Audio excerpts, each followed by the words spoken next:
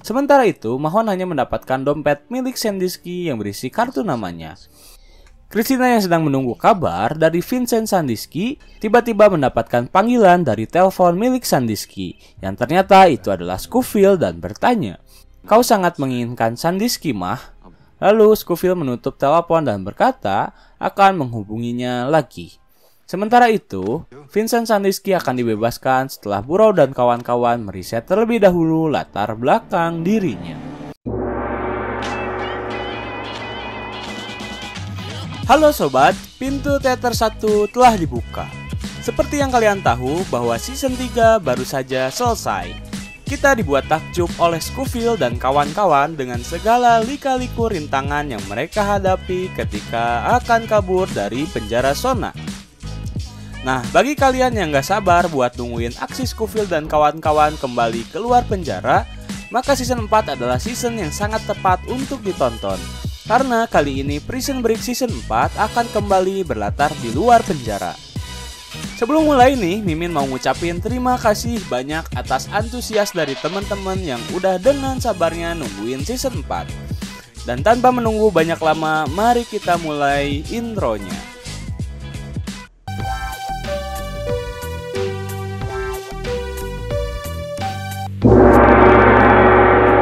Scene dimulai oleh Burrow dan kawan-kawan yang terus-menerus menekan Vincent Sandiski tentang hubungannya dengan Christina. Sandiski berkata jika ia tidak mengenal Christina dan tak tahu menahu soal Sheila atau apapun yang mereka tanyakan padanya. Lalu tak lama Scofield menelpon Burrow dan memberikan informasi jika Vincent Sandiski bukanlah orang sembarangan, karena ia beberapa kali pernah berbalas email dengan Christina. Mengetahui hal itu, Burrow pun menghampirinya dan bertanya dengan lantang keberadaan Sheila. Di sisi lain, Scofield sedang meracik sesuatu sembari ia menelpon Christina. Di sana, ia mengajak ibunya untuk membuat kesepakatan. Christina ingin menemui Scofield dan bertatap langsung dengannya. Sementara Scofield ingin ia membawakan Sheila padanya. Jika ia tak membawanya, maka ia tidak tertarik akan pertemuan itu. Scofield berkata ia membutuhkan jawaban Christina dalam 10 menit, dan itu terakhir kalinya dia menelpon. Sementara itu, pengawal Christina berhasil melacak keberadaan Scofield dengan melacak handphone milik Sandiski, dan mereka langsung pergi ke tempat tersebut. Scene kembali menampilkan Vincent Sandiski yang ditekan terus-terusan, dan akhirnya Burrow mengancam ia menggunakan senjata jika ia tak mau berbicara lagi.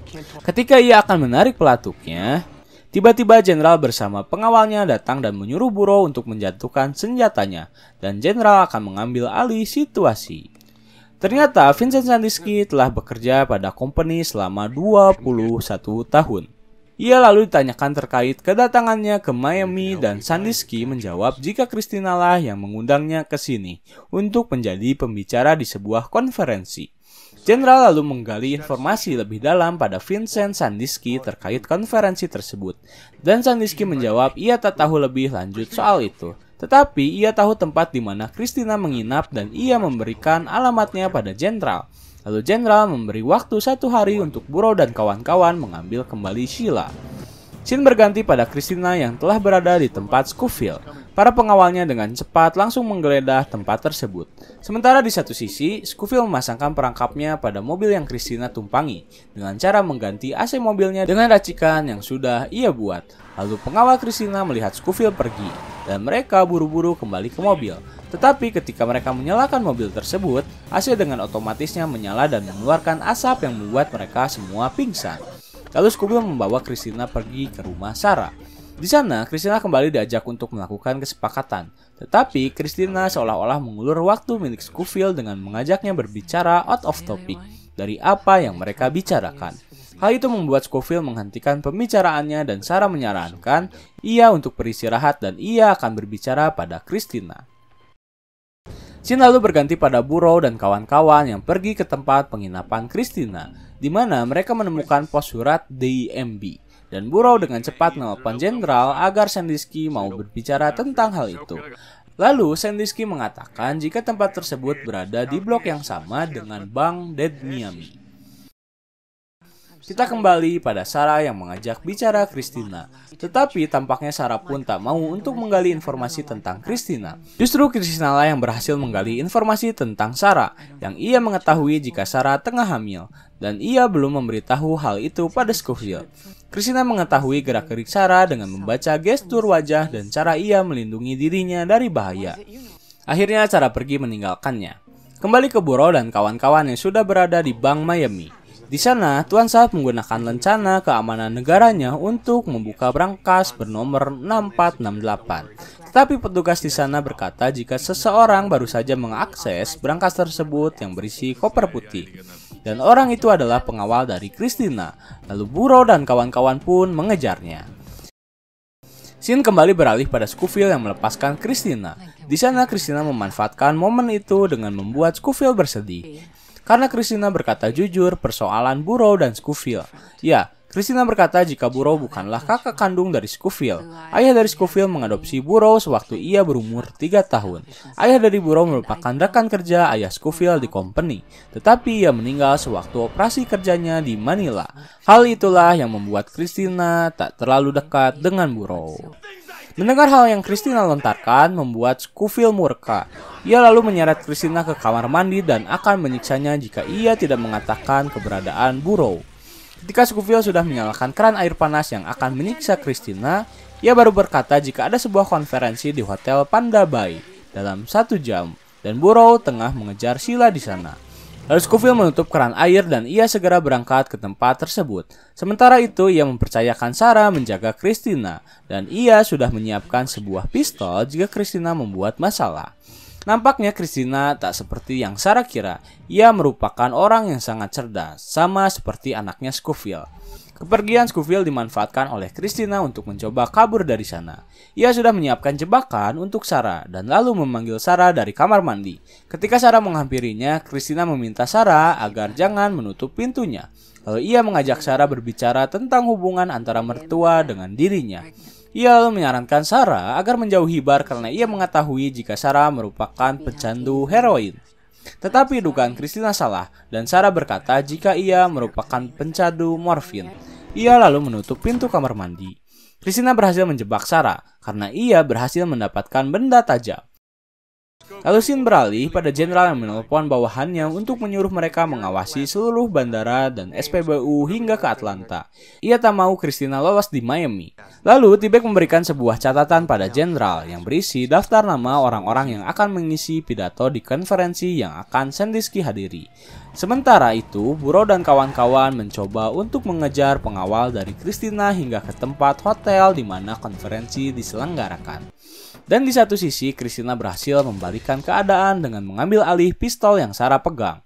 Dan ia hampir saja bisa membunuh Sarah, tetapi ia tak jadi membunuhnya karena ia berharap jika suatu saat ia bisa melihat cucunya dari Sarah. Masih dalam situasi pengejaran di mana Mahon menyadari jika mereka menghampiri hotel tempat di mana konferensi akan berlangsung, dan ia mengetahui jika mereka dijebak. Tetapi bermodal nekat, Burrow justru terus mengejar pengawal Christina hingga masuk ke dalam hotel menggunakan akses yang ia punya. Scene beralih pada Tuan Nafiin yang menelpon Christina. Ia berkata jika ia ingin terlebih dahulu berbicara dengan Dr. Sandusky. Tetapi Christina merekayasa itu semua dengan berkata bahwa Sandusky telah kembali pulang dikarenakan istrinya mengalami kecelakaan. Mendengar hal itu, Tuan Nafiin lalu mengubah kesepakatan mereka dan Christina menerima kesepakatan itu. Sementara Burrow mengejar pengawal Christina, Mahon dan Tuan Sharp menggeledah mobil yang ia ketahui mobil rental milik pengawal Christina. Ketika mereka menggeledah mobil tersebut, ia menemukan nota peralatan atas nama Burrow dan paspor milik mereka semua. Scene berpindah pada jenderal yang melihat berita tentang konferensi energi progresif yang dimana sang pewawancara itu membeberkan informasi yang berada di dalam Sheila. Mendengar hal itu, Sandusky berkata jika company telah hancur, ini semua telah berakhir. Lalu pengawal jenderal langsung menodongkan senjata pada Sandusky. Tetapi jenderal berkata biar T-Bag yang melakukan hal itu. Dan T-Bag melakukan tugasnya dengan baik. Ia menembak Sandusky. Ketika Tuan Nafiin telah tengah berpidato, sang pengawal Christina terus memancing Burrow agar mengejarnya. Dan Burrow terus mengejar pengawal tersebut hingga ke atas hotel. Dan di lain situasi ada satu lagi pengawal Christina yang membidik Tuan Nafiin dan menembak dirinya. Ia lalu menjatuhkan peluru yang Burrow pegang sewaktu ia menggeledah penginapan Christina. Ternyata semua rencana itu telah direncanakan oleh ibunya sendiri dan mereka dijebak di sana. Sekaligus dengan Scofield yang datang menghampiri Burrow ketika mereka terperangkap karena polisi sudah mengepung gedung tersebut. Dan Christina masih memiliki Sheila di tangannya. Bersambung. Gimana nih, makin seru nggak episode kali ini? Mimin jamin episode selanjutnya akan lebih seru lagi. Like, comment, subscribe, dan nyalakan lonceng notifikasi biar nggak ketinggalan episode selanjutnya. Sekian dulu episode kali ini, sampai berjumpa di episode selanjutnya. Pintu teater 1 telah ditutup dan salam untuk keluarga di rumah.